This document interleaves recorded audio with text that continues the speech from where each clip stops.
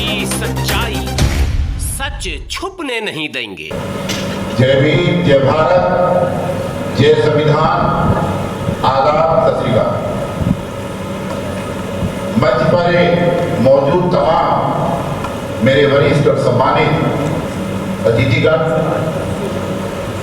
इस ऑडिटोरियम में विराजमान मेरे से बुजुर्ग, मेरी हम उम्र और नौजवान साथियों, मेरी कुछ बहनें भी बैठी हैं।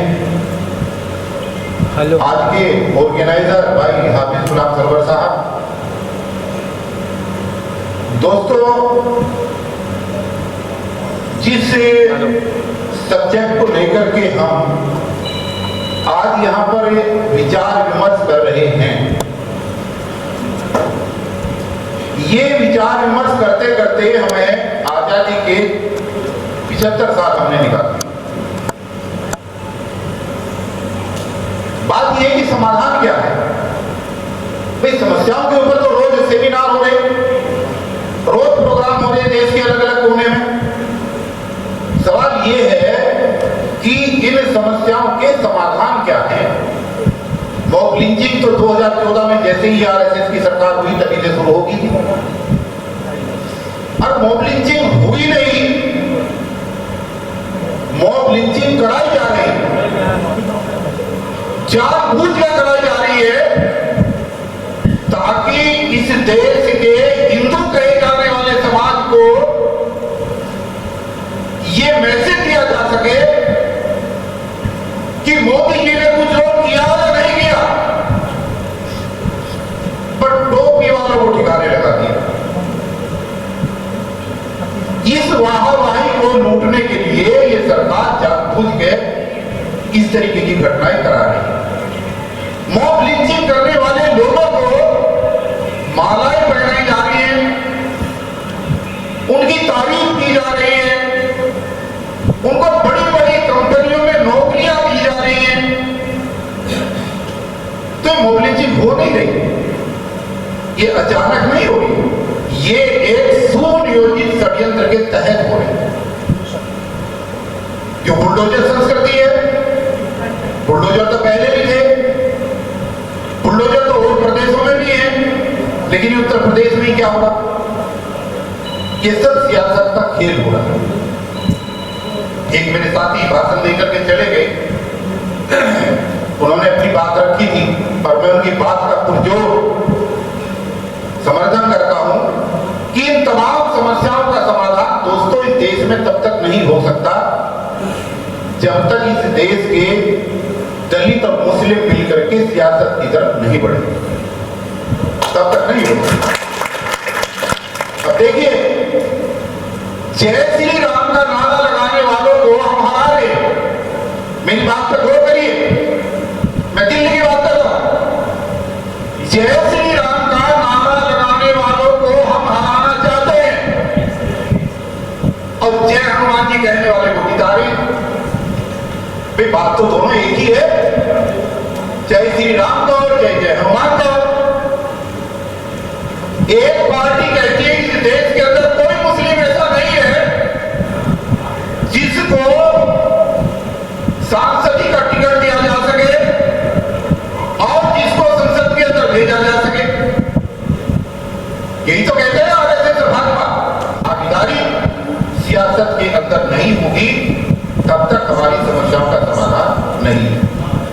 मैं आपको एक उदाहरण दे रहा हूं, बात को लंबी ना करके। जब 4 जून को पार्लियामेंट का रिजल्ट आने वाला था, तो ये आरएसएस और भाजपा की सरकार इतनी नशे में चूर थी कि इनको ये था कि 400 के पार जाएंगे। इन्होंने 3 तारीख की रात के अंधेरे में पार्लियामेंट के अंदर लगी हुई बाबा साहब की प्रतिमा को उखाड़ दिया। ये काम तो गली मोहल्लों में हुआ करते थे, गुंडे किया करते थे, लेकिन सरकार में बैठे हुए लोग इतने तानाशाह बनने की कोशिश कर रहे हैं कि कदम 400 मारेंगे, संविधान को भी खत्म करेंगे, अंबेडकर को भी खत्म करेंगे, देश को हिंदू राष्ट्र में बनाएंगे। तो कितनी बड़ी साजिश इन लोगों की, कितना बड़ा मंसूबा लेकर के किस दृष्टिकोण से लोग आगे बढ़ रहे हैं, ये सोचने का विषय। इसे लेकर के आने वाली 9 अगस्त को एक आंदोलन जबरदस्ती सरकार के खिलाफ हम करने जा रहे हैं, जिसमें पूरे देश के लोगों को हमने बुलाया है और वहीं पर पार्लियामेंट के अंदर उस प्रतिमा को दोबारा लगाने का हमने मांग रखी है। ये भारतीय संविधान से जुड़ी हुई मांग है, ये डॉक्टर अम्बेडकर मिशन में आस्था रखने वालों की एक मांग है। और मैं आप तमाम समाजी साथियों से गुजारिश करना चाहूंगा कि आप लोग भी उस प्रदर्शन का हिस्सा बने। जब तक हम देखिए, जब मुस्लिमों के ऊपर कोई बात आती है, दलित इकट्ठे होकर के सामने नहीं आएंगे, और जब दलित के ऊपर बात आएगी, मुस्लिम इकट्ठे होकर सामने नहीं आएंगे। जब तक इस देश के अंदर समृद्धता और समतामूलक समाज की स्थापना नहीं हो पाएगी। 30 जून को इसी ऑडिटोरियम के अंदर हाफिज गुलाम सरवर साहब ने ही मंच को चलाया था। हमने एक प्रस्ताव पास किया जिसमें 100 संगठन के लोग थे कि इस बार किसी भी सूरत के अंदर फरवरी 2025 में दिल्ली में होने वाले विधानसभा के चुनाव के अंदर 3% की आबादी वाले बढ़िया केजरीवाल को मुख्यमंत्री नहीं बनने देंगे। इस बार हम दिल्ली का मुख्यमंत्री किसी दलित को बनाएंगे और डिप्टी सीएम मुस्लिम को बनाएंगे।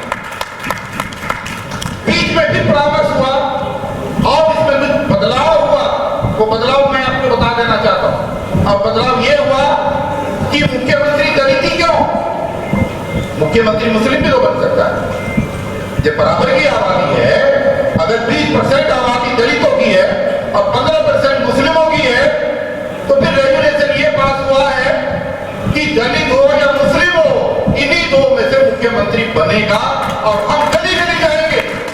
हमने दिल्ली की 45 विधानसभाओं पर अपनी टीम गठित कर दी है। 70 विधानसभाएं, इस महीने सारी विधानसभाओं पर हम अपनी टीम खड़ी करेंगे और किसी भी सूरत में सत्ता की चाबी उन मंगवादियों के हाथों में नहीं देंगे जो पहले हमारी वोट लेते हैं, फिर हमारे घरों पे बुलडोजर चलाते हैं, हमारे साथ मॉब लिंचिंग करते हैं और मॉब लिंचिंग करने वाले लोगों को पुरस्कृत करते हैं। ऐसे लोगों की सरकार किसी भी सूरत में नहीं बनने देगी। दिल्ली देश की राजधानी है, अगर ये फार्मूला यहाँ पर कारगर होता है तो उसके बाद में पूरा 2025, पूरा 2026 और 27 में जाकर के उत्तर प्रदेश के अंदर चुनाव है कि 2.5 साल के अंदर पूरे उत्तर प्रदेश के अंदर घूम करके इसका प्रचार करेंगे कि इस बार सत्ता मुस्लिम के हाथों आनी चाहिए और हम बिना सत्ता के लिए हुए, बिना साझेदारी के, बिना भागीदारी के किसी को भी वोट नहीं देंगे। ये कुछ भी हो जाए, जहां हमारी भागीदारी डिक्लेयर भागीदारी, झूठ बोल के नहीं, प्रेस कॉन्फ्रेंस के माध्यम से, रैली के माध्यम से डिक्लेयर की हुई मुस्लिमों की भागीदारी जब तक अनाउंस करने के बाद नहीं होगी, जब तक किसी पार्टी को वोट नहीं देंगे। हम उसी को वोट देंगे जो हमें सियासत में भागीदारी देगा। तो दोस्तों, ये प्रोग्राम हुआ, प्रोग्राम बहुत चल रहे हैं। आज संडे के दिन दिल्ली में बहुत सारे प्रोग्राम लगे हुए हैं, मुझे भी प्रोग्राम में जाना है। मैं धन्यवाद करना चाहूंगा हाफिज गुलाम सरवर साहब का, जो हमारे छोटे भाई हैं। हमारे हर आंदोलन में चाहे कोई सा भी मोर्चा हो, उन्हीं के हाथ में मंच होता है और उन्हीं की अगुवाई में प्रोग्राम हम करते हैं। आज मुझे अपनी बात यहाँ रखने का, और मैं उम्मीद करता हूँ कि दिल्ली की सियासत को प्रभावित करने के लिए हमारे पास बहुत बड़े बड़े दिग्गज हैं। यहीं पर मेहदी हसन साहब बैठे हुए हैं, मंसूरी साहब जो राष्ट्रीय अध्यक्ष है, कई मेरे साथी ऐसे ही जिनको हमने अलग अलग विधानसभाओं का प्रभारी नियुक्त किया है। और मैं अभी उनसे, मेहदी हसन मंसूरी साहब से कह रहा था कि बराबर की भागीदारी की अगर बात करते हो तो 70 विधानसभाओं में से 35 विधानसभाएं ऐसी दो जहां के प्रभारी मुस्लिम समाज के लड़कों को और नए युवाओं को हम सिलेक्ट कर सकें, बराबर की भागीदारी मांग करें। तो ये प्रोग्राम चलेंगे, चलते रहेंगे, लेकिन सियासत की तरफ भी हम बढ़ेंगे। जितना ध्यान हमारा अपने धर्म की तरफ है, उतना ध्यान हमारा संविधान और सियासत की तरफ भी होना चाहिए। यही मेरी आप लोगों से गुजारिश है।